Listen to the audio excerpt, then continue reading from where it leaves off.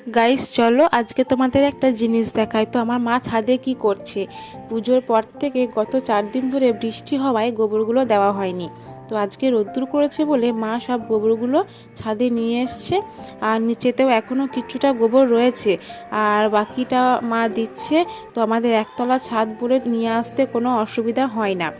তো আমাদের যেহেতু জ্বালন হিসেবে গোবর এটাই ব্যবহার করা হয়, গ্যাস সবই আছে, তাও আমাদের দুটো গরু আছে বলে গোবরগুলো দিয়ে রাখা হয় যাতে পরে কাজে লাগে।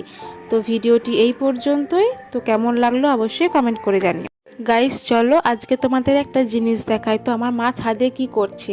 পুজোর পর থেকে গত 4 দিন ধরে বৃষ্টি হওয়ায় গোবরগুলো দেওয়া হয়নি।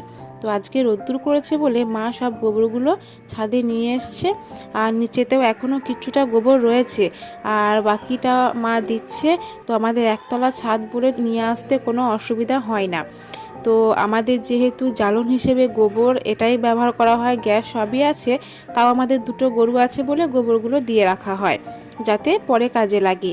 তো ভিডিওটি এই পর্যন্তই। তো কেমন লাগলো অবশ্যই কমেন্ট করে জানিও।